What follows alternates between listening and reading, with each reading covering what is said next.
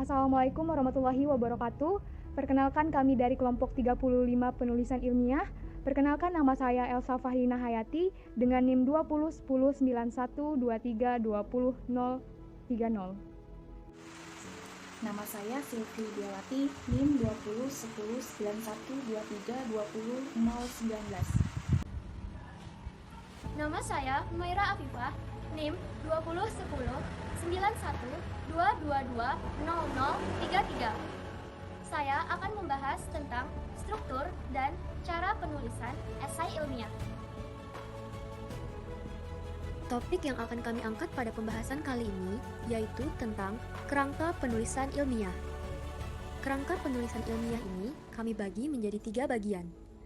Yang pertama, kami akan menjelaskan tentang struktur dan cara penulisan esai ilmiah. Yang kedua, struktur dan cara penulisan abstrak ilmiah. Dan yang ketiga, struktur dan cara penulisan artikel ilmiah. Baiklah, pada bagian pertama, saya ingin menjelaskan tentang struktur dan cara penulisan esai ilmiah. Sebelum itu, saya ingin membahas tentang pengertian esai. Apa itu esai? Esai merupakan salah satu karya tulis ilmiah, yaitu hasil rangkaian fakta berupa hasil pemikiran, peristiwa, gejala, dan pendapat. Esai disusun secara sistematis, setiap langkahnya direncanakan secara konseptual dan prosedural. Esai adalah tulisan yang menggambarkan opini penulis tentang subjek tertentu yang dicoba untuk dinilainya. Esai menyampaikan kejadian yang terjadi di masyarakat atau lingkungan berupa fakta atau pengalaman. Esai juga berisi pendapat atau pandangan penulis tentang hal yang dibicarakan, sehingga bersifat argumentasi dan subjektif. Kemudian, saya ingin menjelaskan tentang struktur-struktur esai. Jadi, struktur esai terbagi menjadi 3 bagian. Yang pertama, pendahuluan, kedua, paragraf isi, dan yang ketiga, paragraf penutup. Pada bagian pendahuluan, berisi pernyataan umum tentang topik yang akan dibahas dan menyertakan latar belakang informasi tentang topik tersebut. Kemudian, pada paragraf isi, bagian ini berisi uraian pernyataan yang disampaikan pada paragraf pendahuluan. Teknik penulisan paragraf isi diantaranya memberikan contoh ilustrasi, menguraikan secara kronologis suatu kejadian, mendefinisikan istilah yang berkaitan, menganalisis atau mencari sebab akibat, menguraikan akibat atau konsekuensi, dan lain-lain. Kemudian pada paragraf penutup, bagian ini berisi tentang simpulan atau ringkasan dari hal-hal yang telah dikemukakan. Unsur bagian penutup esai yaitu kesimpulan, saran, dan daftar pustaka.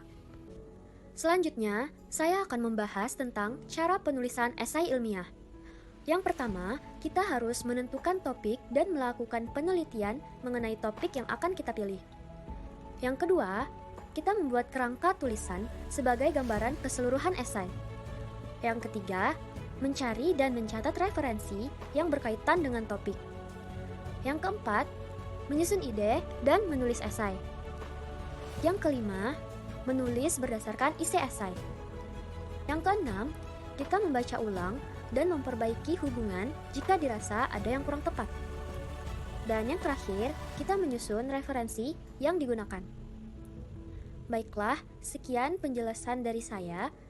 Kemudian akan dilanjutkan oleh rekan saya, yaitu Silvi Lidiawati. Dan telah dibahas. Penulisan abstrak merupakan rangkuman atau intisari dari sebuah karya tulis ilmiah, paper, tugas akhir atau skripsi. Di dalam dunia akademisi maupun penelitian, penulisan abstrak merupakan tulisan singkat yang mencakup secara menyeluruh kegiatan dan aktivitas untuk mengatasi permasalahan dan memberikan solusi sesuai dengan permasalahan yang diteliti. Selanjutnya, di dalam penulisan abstrak ilmiah terdapat 4 struktur. Yang pertama, latar belakang.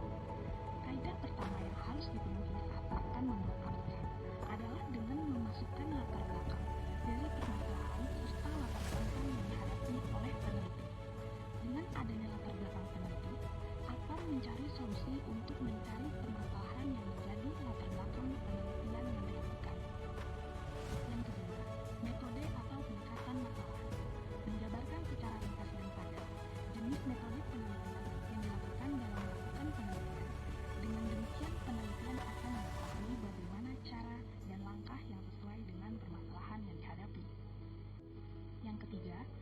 penelitian. Menjabarkan hasil penelitian yang dilakukan pun menjadi kaidah yang harus dijabarkan terkait dengan penelitian yang dilakukan. Dalam hal ini, menjadi salah satu rujukan yang akan diperhatikan oleh pembaca terkait penelitian yang dilakukan terkait latar belakang yang dihadapi, dengan menggunakan metode yang dipakai apakah dapat menyelesaikan permasalahan yang diteliti. Dan yang terakhir, yang keempat, yaitu kesimpulan. Kesimpulan menjadi penutup di dalam kaidah cara membuat abstrak yang baik. Dengan melampirkan kesimpulan, akan dapat diketahui bahwasannya penelitian yang dilakukan apakah dapat menyelesaikan permasalahan yang dihadapi. Abstrak yang efektif umumnya mengandung poin-poin esensial dari keseluruhan isi makalah dirangkum dalam 200 sampai 300 kata. Di dalam penulisan abstrak ilmiah, terdapat 10 tahapan atau cara yang harus diperhatikan. Yang pertama, mulailah menulis abstrak setelah Anda menyelesaikan penulisan isi makalah ilmiah secara menyeluruh. Tidak ada abstrak yang baik jika dibuat di awal sebelum isi keseluruhan makalah selesai. Yang kedua, pilih tujuan hipotesis dan kesimpulan utama dari makalah ilmiah pada bagian pendahuluan dan kesimpulan untuk dicantumkan di dalam abstrak jurnal atau makalah. Yang ketiga, tentukan kalimat kunci dan frasa-frasa penting pada bagian metode. Yang keempat, identifikasi hasil utama dari makalah ilmiah yang ditemukan pada bagian hasil. Yang kelima, setelah poin 1 sampai 4 susunlah kalimat dan frasa yang telah ditentukan ke dalam satu paragraf dengan urutan pendahuluan, metode, hasil, dan kesimpulan.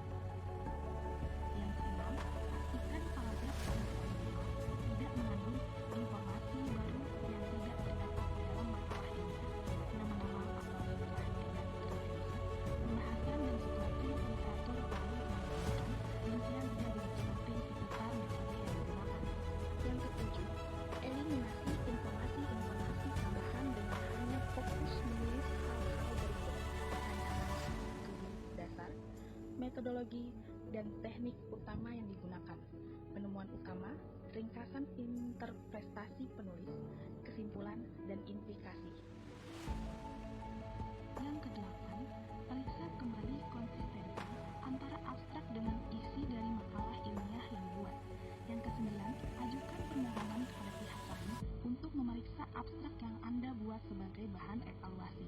Dan yang terakhir, yang kesepuluh, periksa kembali abstrak final Anda apakah sudah sesuai dengan ketentuan yang berlaku.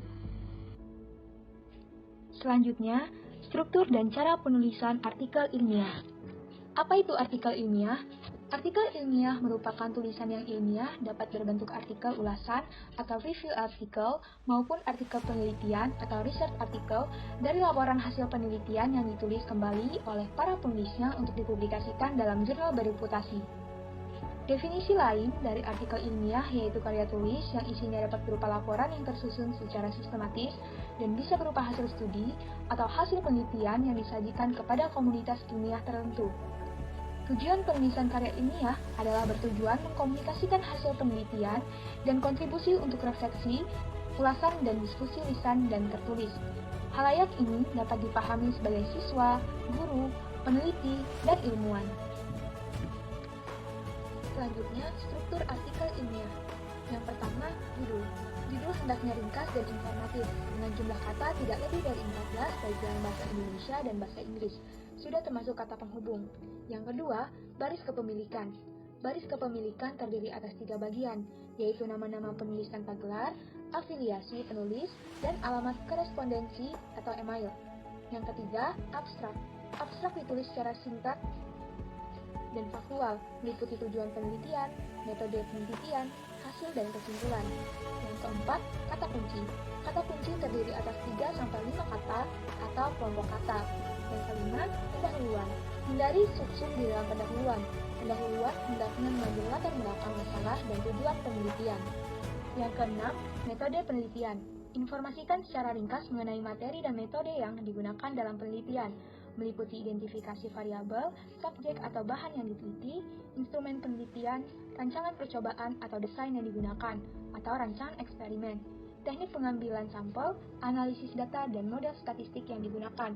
Yang ketujuh, hasil penelitian terdiri dari statistika deskriptif, hasil uji asumsi, dan hasil uji hipotesis, dan kemudian dianalisis secara kritis, maksimal 20% dari keseluruhan halaman naskah, dipaparkan secara berurutan atau terpadu.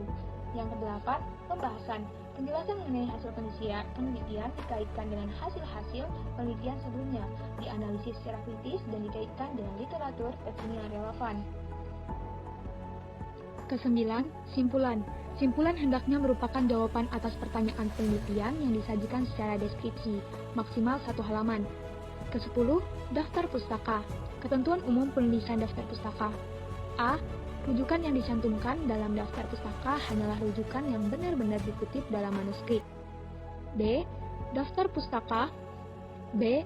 Daftar rujukan berasal dari sumber yang relevan. Yang pertama, minimal 70% mutakhir atau 10 tahun terakhir. Yang kedua, minimal 50% dari sumber primer, terutama dari artikel jurnal. C.